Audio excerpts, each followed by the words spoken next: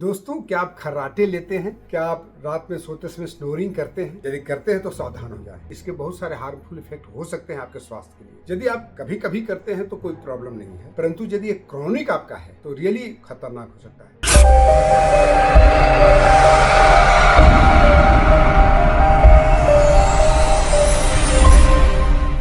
क्या क्या प्रॉब्लम्स हो सकते हैं, मैं आपकी समस्याएं बता देता हूँ क्या क्या हो सकता है। सबसे पहला है कि आपको ऑब्स्ट्रक्टिव स्लीप एपनिया, यानी आप रात में बार बार उठते होंगे, आपको नींद में खलल पड़ता है। आपको पता भले नहीं चले, लेकिन आप कभी आवाज़ ज़्यादा होने लगता है तो आप स्वयं डिस्टर्ब हो जाते हो, फिर बगल में इधर उधर करके आपको नींद में खलल पड़ता है। तो ये भी आपको हृदय के लिए अच्छा नहीं है। फिर दूसरा है कि कार्डियोवास्कुलर हेल्थ, यानी हार्ट के रोगों के लिए बहुत ही खतरनाक हो सकता है। इसमें कभी कभी आपको हाई ब्लड प्रेशर हो जाता है, फिर आप हार्ट के भी डिजीज हो जा सकते हैं। आपके कभी कभी स्ट्रोक्स भी होने की संभावना इसमें काफ़ी बढ़ गई है। इसलिए ऐसा पाया गया है रिसर्च में, स्टडीज में, कि आपको कुछ लोग ऐसे भी हुए हैं जिनको इसी के कारण से उनके लंबे दिनों तक उनको खर्राटे के प्रॉब्लम्स है, जिसके कारण उनको हार्ट का प्रॉब्लम हुआ और फिर उनको स्ट्रोक भी हुआ है। तो ये बहुत ज़्यादा प्रॉब्लमेटिक है। उसके बाद आप आगे यदि हम जानते हैं तो रात में यदि सो नहीं पाते हैं तो दिन में आपको फटीग रहता है, तनाव रहेगा, डिप्रेशन में चले जाता है लोग, बहुत सारा इस तरह से नींद के कारण। इवन कभी कभी गाड़ी चलाते समय भी आदमी को नींद आ जाती है, तो ये खतरनाक हो सकता है। आपके हेल्थ संबंधित और प्रॉब्लम में मुख्य रूप से यदि ऑक्सीजन का सप्लाई हमारे शरीर में अच्छे से नहीं होता है, खास करके ब्रेन में नहीं होने से हमें मेमोरी में, कंसंट्रेशन में, इस सारी चीज़ में दिक्कत होता है। हमारा कभी मेटाबॉलिज्म बढ़ जाता है, मेटाबॉलिज्म में डिस्टर्बेंस हो जाता है, जिससे मोटापा बढ़ने की काफ़ी शिकायत इसमें पाई गई है। इसके साथ साथ में आपके यदि पार्टनर के साथ में बड़ी समस्याएं कभी कभी पैदा हो जाता है। आपके पार्टनर प्रॉब्लम्स हो सकता है, यदि लेडीज़ हैं तो जेंट्स को, जेंट्स हैं तो लेडीज़ को प्रॉब्लम हो सकता है। इसलिए ये नींद के लिए बहुत ही खतरनाक है और हार्ट स्वास्थ्य के लिए बहुत ही गड़बड़ चीज़ है। इसलिए इसको आप ध्यान देने की आवश्यकता है। आपको दवा, यदि इसको बहुत सारी दवा कहीं आप मार्केट में अवेलेबल है नहीं, तो इसके लिए योगा में निश्चित रूप से सॉल्यूशन है। मैं योगा के कुछ ऐसे तरीके बताने जा रहा हूँ जिससे आप इससे निजात पा सकते हैं। तो पहले मैं बताऊंगा कि कौन सा ऐसे प्राणायाम है जो कि काफ़ी काम करता है। इसमें प्राणायाम काफ़ी काम करता है और सटकर्म भी काफ़ी काम करेगा, सट क्रियाएँ भी काफ़ी काम करेगी। तो उसमें मैं कुछ प्राणायाम बताता हूँ। सबसे पहला भ्रामरी प्राणायाम। भ्रामरी प्राणायाम करने से आपके वाइब्रेशन के कारण आपके गले का और नोजल का पासेस क्लियर होते हैं और वो धीरे धीरे रिलैक्स भी करते हैं, मजबूत भी होते हैं। तो उसको करने के लिए ज़रूरी नहीं है कि आप सन्मुखी मुद्रा लगाएं या आंख बंद कर लें, ज़रूरत नहीं है इसकी। आप चुपचाप इसी तरह से आप आराम से बैठ करके और क्या मुद्रा लगा लें, ज़्यादा अच्छा रहेगा। और फिर इस तरह से केवल आँख को और मुंह को बंद करके श्वास भरिए और उसके बाद फिर आप हमिंग साउंड निकालिए।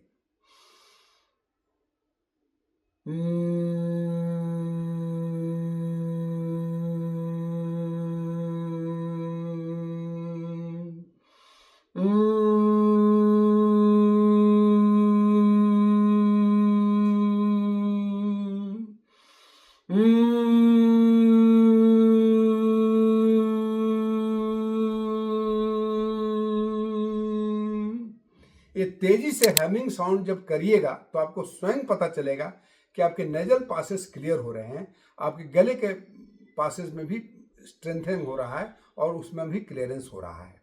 पहला। दूसरा है उज्जाई प्राणायाम, इससे बहुत ज़्यादा काम करता है, खास करके आपके गले के थ्रोट के मसल्स के लिए बहुत अच्छा प्राणायाम है। वो उसको स्ट्रेंथनिंग करता है, उसको क्लियर करता है और हमारे गले के सारे रोगों में काम करता है।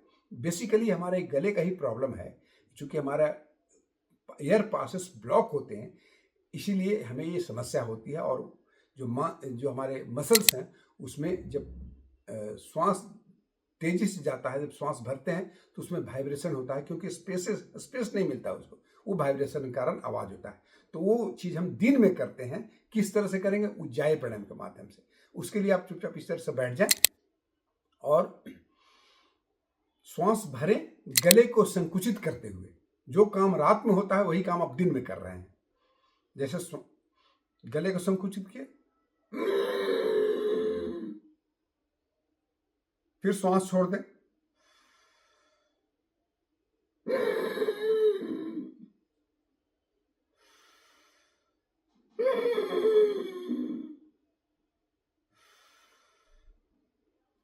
भ्रामरी प्राणायाम आपको 10 से 15 बार करना, और इसको भी 10 से 15 बार करें। ये दोनों क्रिया आपको काफी लाभ पहुंचाएगा। फिर अनुलोम विलोम करें, मेंटल मन को भी शांत करेगा, दोनों नाड़ियों को भी बैलेंस करेगा और आपके गले को भी क्लियर करता है। तो अनुलोम विलोम प्राणायाम आप सभी लोग जानते हैं। लेफ्ट से श्वास भरना है, राइट से छोड़ना है, राइट से लेना है, लेफ्ट से छोड़ना है, यानी अल्टरनेट नेजल ब्रीथिंग है, सिंपल। इसको आप प्रतिदिन 5 से 10 मिनट करें। ये अन्य फायदे बहुत सारे इसके हैं, इस सभी प्राणायाम का, तो इसको जरूर करें। ये 3 प्राणायाम तो आपको करना ही करना चाहिए। और फिर एक और प्राणायाम है जो कि भस्त्रिका प्राणायाम। ये आपके फेफड़े को भी मसल को मजबूत करेगा, आपके ट्रैकिया के भी जो रास्ता है उसको भी मजबूत करेगा, गले को भी मजबूत करता है, वो भी काफ़ी काम आएगा इसमें। तो आप उसको भी करना यदि नहीं जानते हैं तो मैं दिखा देता हूं, और मेरे वीडियोज भी आए हुए हैं, आप उसमें देखिएगा।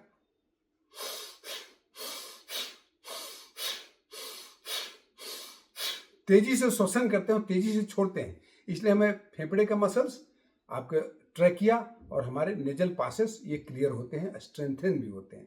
तो इसको भी आप प्रतिदिन कम से कम 20-20 स्ट्रोक के 3 राउंड करिएगा। जैसे एक बार में आप 20 स्ट्रोक करिए और उसके बाद फिर इसी तरह से 3 राउंड जरूर करना है। तो इस तरह से भ्रामरी प्राणायाम, ये 4 प्राणायाम आपको प्रतिदिन अन्य लाभ भी होंगे ही, लेकिन ये चारों में स्पेशल खास करके जो मैं चारों बताया वो सभी इसमें काम करते हैं। अब मैं 6 क्रियाएं बताने जा रहा हूं कि कौन कौन सी 6 क्रियाएं में आपको ये लाभ पहुंचा। मात्र 2 ही करना है इसमें। एक है कि जल नेति।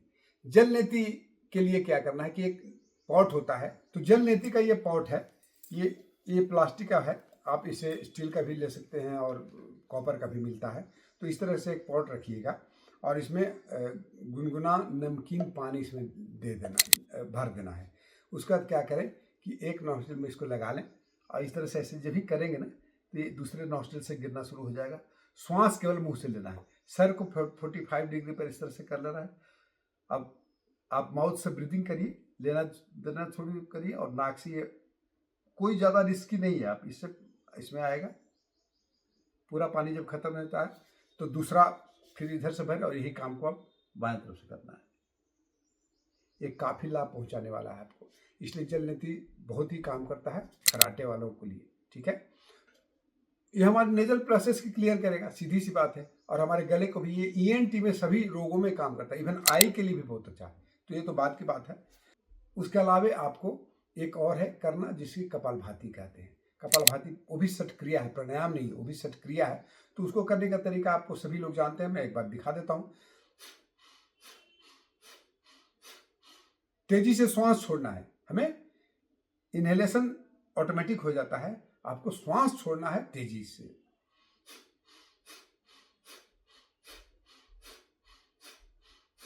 इसको चाहे तो आप 5 से 10 मिनट करें, प्रतिदिन अपने रूटीन में शामिल कर लें। तो ये इतने सारे आपको मैं 2 तरह के बताया, प्राणायाम बताया और 6 क्रियाएं बताया। अब मैं आसन दिखा देता हूं। आसन इसमें हमारे 4 से 5 आसन कर लीजिए, इसमें काफी है। अन्य फायदे भी होंगे ही होंगे, लेकिन मैं स्पेसिफिकली इस प्रॉब्लम के लिए आपको 5 आसन दिखाने जा रहा हूं। सबसे पहला आसन है भुजंगासन। हमें जो भी आसन करेंगे उसमें हमारे थ्रोट के मसल्स और कफ, हमारे ट्रैकिया, हमारे फेफड़े के मसल्स ये मजबूत होंगे, स्ट्रेंथन होंगे, और फ्लेक्सिबिलिटी भी बढ़ेगी, ताकि ज़्यादा ऑब्स्ट्रक्शन आपके श्वास के लिए ना हो सके। ठीक है, तो आप सबसे पहले आप करने का तरीका थोड़ा देख लीजिए। आप लोग ऐसे करते हैं, सर को सामने नहीं देखो, ऊपर की तरफ सीलिंग में देखना, ध्यान रखिएगा।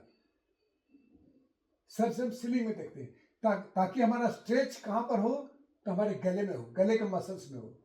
ठीक है, इसको 3 to 5 टाइम्स करना है। दूसरा है दूसरा है आपको धनुरासन। धनुरासन करने का भी तरीका इसी तरह से है। ऐसे लेट जाते हैं, इस तरह से पकड़ लेते हैं और ऐसे पीछे से उठाते हैं, आगे से भी सर को उठाते हैं। ये आपके उससे भी बेटर, इसमें यहां भी सर को ऊपर करना है, हाथ को पीछे ले जा रहे हैं ताकि हमारा फेफड़े के मसल स्ट्रेंथनिंग हो, हार्ट मसल स्ट्रेंथनिंग हो। शुद्धानुसार जितना आपको समय मिलता है उस हिसाब से करिए, थोड़ा भी करिएगा तो लाभ पहुंचेगा। तीसरा हलासन। हलासन आपको इसमें काफी लाभ इसलिए पहुंचाता है कि आपके थ्रोट पर तो काम करता ही है, वो आपको नेजल पासेस को भी क्लियर करता है। उसमें से जो यदि आपका ब्लॉक है तो डिस्चार्ज होना शुरू हो जाता है, तो उससे भी आपको काफी लाभ पहुंचाएगा। उसमें क्या करते हैं कि इस तरह से ऐसे लेट जाते हैं और पैर को ऊपर उठा लेते हैं, पीछे ये पैर हमारे जमीन में लगाना है। सभी लोग नहीं कर पाते हैं तो मैं उसका सब्स्टिट्यूट बताऊंगा आपको, इस तरह से करके।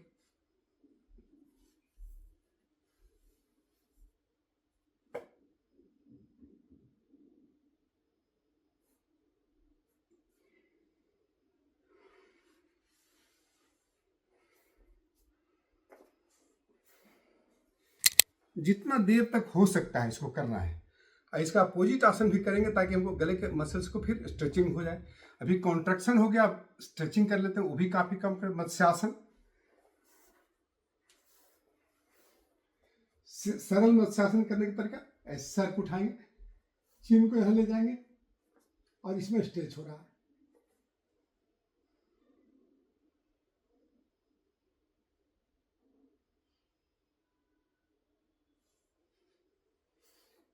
ये इतने सारे आसन आपको काफी लाभ पहुंचाएंगे।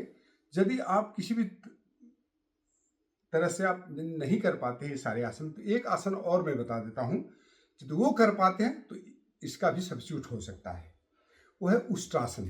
अर्धउष्ट्रासन कर सकते हैं या पूरा उष्ट्रासन करेंगे तो ज्यादा बेटर रहेगा। अर्धउष्ट्रासन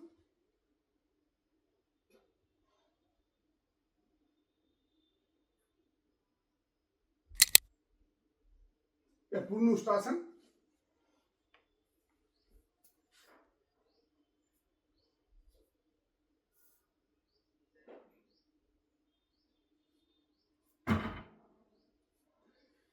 तो ये इतने सारे, इसमें से आप एक दो हटा भी सकते हैं, लेकिन इतने सारे यदि आप आसन कर लेते हैं तो आपको स्लीप एपनिया से, खर्राटे के प्रॉब्लम से मुक्ति पा सकते हैं।